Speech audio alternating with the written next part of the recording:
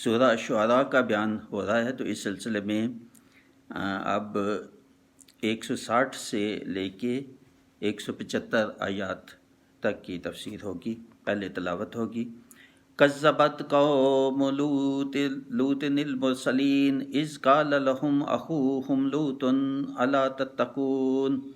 انی لکم رسول امین فاتقوا اللہ واتیون وما اسألکم علیہ من اجر ان اجری الا علی رب العالمین اتاتون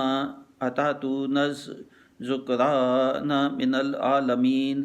وتذرون ما خلق لكم ربكم من ازواجكم بل انتم قوم عادون قالوا لئن لم تنتهي یا لوط لتکونن من المخرجین قال انی لعملکم من القالین رب نجنی واہلی مما یعملون فنجیناہ واہلہ اجمعین الا عجوزا فی الغابرین ثم دمرنا الآخرین وَأَمْطَرْنَا عَلَيْهِمْ مَطَرًا فَسَاءَ مَطْرُ الْمُنذَرِينَ إِنَّ فِي ذَلِكَ لَآيَةً وَمَا كَانَ أَكْثَرُهُم مُؤْمِنِينَ وَإِنَّ رَبَّكَ لَهُوَ الْعَزِيزُ الرَّحِيمُ صدق اللہ العظیم۔ اب ان آیات کا ترجمہ۔ لوط کی قوم نے رسولوں کو جھٹلایا، جبکہ ان سے ان کے ہم قوم لوط نے فرمایا، تم نہیں ڈرتے، بے شک میں تمہارے لیے اللہ کا امانت دار رسول ہوں، تو اللہ سے ڈرو اور میرا حکم مانو، اور میں اس پر تم سے کوئی اجرت نہیں مانگتا، میرا اجر تو اسی پر ہے جو سارے جہان کا رب ہے۔ کیا مخلوق میں مردوں سے بدفعلی کرتے ہو اور چھوڑتے ہو وہ جو تمہارے لیے تمہارے رب نے جوڑیں بنائیں، یعنی عورتیں پیدا کی، بلکہ تم لوگ حد سے بڑھنے والے ہو۔ بولے اے لوط، اگر تم باز نہ آئے تو ضرور نکال دیے جاؤ گے۔ فرمایا میں تمہارے کام سے بیزار ہوں، اے میرے رب مجھے اور میرے گھر والوں کو ان کے کام سے بچا۔ تو ہم نے اسے اور اس کے سب گھر والوں کو نجات بخشی، مگر ایک بڑھیا کے پیچھے رہ گئی۔ پھر ہم نے دوسروں کو ہلاک کر دیا، اور ہم نے ان پر ایک برساؤ برسایا، تو کیا ہی برا برساؤ تھا ڈرائے گئوں کا۔ بے شک اس میں ضرور نشانی ہے، اور ان میں بہت مسلمان نہ تھے، اور بے شک تمہارا رب ہی عزت والا مہربان ہے۔ تو اب اس کی جو تفسیر میں نے لکھی ہے وہ میں بیان کروں گا۔ یہ 160 سے 175 آیات۔ دوسری قوموں کی طرح جن کا ذکر پہلے ہو چکا ہے، لوط کی قوم نے بھی رسولوں کو جھٹلایا، اور جب اللہ نے ان کی قوم سے لوط کو رسول بنا کر بھیجا تو لوط علیہ السلام نے قوم سے فرمایا کہ میں اللہ کی طرف سے تمہارے لیے سچا اور امانت دار رسول بھیجا گیا ہوں، اس لیے اللہ سے ڈرو اور میرا حکم مانو، اور میں اس کے لیے تم سے کوئی اجرت نہیں مانگتا۔ یہی باقی جو پیغمبروں کا بھی وہی یہ تھا کہ فاتقوا اللہ واتیون، اللہ حاکم ہے، اللہ سے یہی ڈرو اور میری اطاعت کرو، اور میں تو کوئی مانگتا نہیں تم سے معاوضہ، اس کا میرا معاوضہ تو اللہ تعالیٰ سے یہ اجر ہے جو ملے گا، تو میرا اجر تو اللہ تعالیٰ کے ہی پاس ہے جو سارے جہان کا رب ہے۔ اور قوم کو تنبیہ کی کہ تم عورتوں اور اپنی بیویوں کو چھوڑ کر جو ہے وہ جن کو اللہ تعالیٰ نے تمہارے لیے پیدا کیا، تم ان کو چھوڑ کر مردوں سے بدفعلی کیوں کرتے ہو، بلکہ یہ تم بہت ہی برا کام کرتے ہو، حد سے یہ بڑھ گئے ہو تم۔ اس پر قوم کے لوگ بولے اے لوط علیہ السلام، اگر آپ باز نہ آئے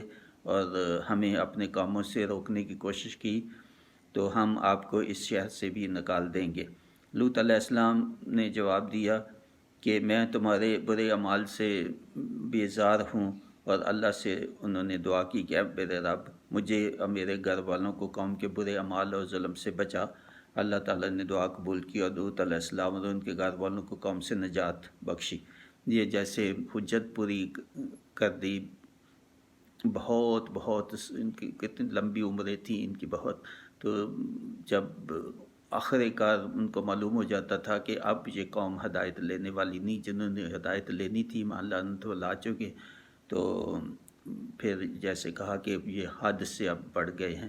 اپنی نافرمانیوں میں، بے حیائی، یہ جو لوط کی قوم، تو ان کے لیے دعا کی کہ ان کو برباد کر دو۔ پھر ان کی اللہ تعالیٰ دعا قبول کر کے ان کی قوم کو، نیک لوگ جو تھے پیغمبر کے ساتھ، ان کو بچا لیتے تھے اور باقیوں کو ہلاک کر دیتے تھے، جو باقی قوموں کے ساتھ ہوا۔ اور پھر دیکھیں ہر دفعہ جیسے میں نے کہا کہ یہ 8 دفعہ یہ آیا ہے کہ یہ آپ سب کے لیے نشانی ہے عبرت کی کہ وہ قومیں برباد ہوئیں تو آپ بھی ان سے بچو، جو وہ کرتے تھے وہ نہ کرو۔ تو یہ کہ وہ ایمان لانے والے نہیں تھے یا ایمان پہ نہیں تھے اور نافرمانی کرتے تھے، اور اللہ تعالیٰ عزت والا ہے، وہ بدلہ بھی لینا جانتا ہے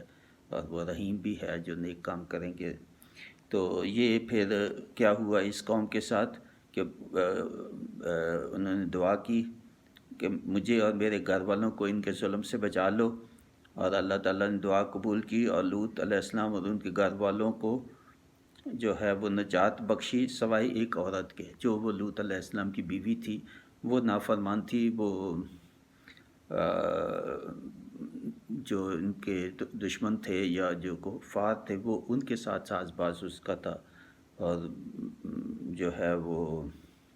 جاسوسی وغیرہ بھی کرتی تھی اپنا، کیونکہ گھر میں تھی لوط علیہ السلام کے پاس کہ وہ کہاں ہیں کیا کرتے ہیں وہ سب ان کو بتاتی تھی۔ تو بہرحال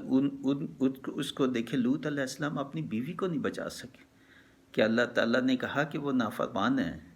جیسے نوح علیہ السلام اپنے بیٹے کو بھی نہیں بچا سکے، حال نے کوشش بھی کی کہ نہیں اللہ تعالیٰ نے کہا وہ تیرا بیٹا ہے مگر وہ نافرمان ہے۔ تو نہ دعا مانگو، بلکہ بعض جگہوں پہ جب کسی نے ایسی دعا مانگی نافرمانوں کی جو ہے وہ، تو اللہ تعالیٰ نے ڈانٹا کہ نہیں، حضرت ابراہیم علیہ السلام اپنے والد کو نہیں بچا سکے۔ تو یہ ہے کہ بس اپنے اعمال ہی کام آئیں گے، یہ تو اس سے یہی ہے کہ اعمال ہی کام آگے، سفارش بھی وہی ہوگی جب کسی کے ساتھ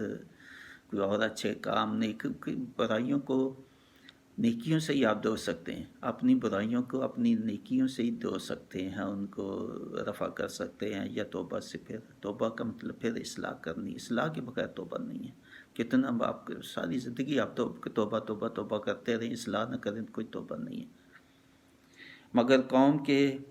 سب لوگ باقی جو ہے ان کو ہلاک کر دیا گیا، جب ایک زبردست اور شدید برساؤ کیا ان سب پر جن کو ہم پہلے ڈرا چکے تھے۔ بے شک اس میں ضرور اللہ کی نشانی ہے، اور ان میں سب مسلمان تھے، اور بے شک تمہارا رب ہی عزت والا مہربان ہے۔ تو یہاں تفسیر ختم ہوئی ان آیات کی۔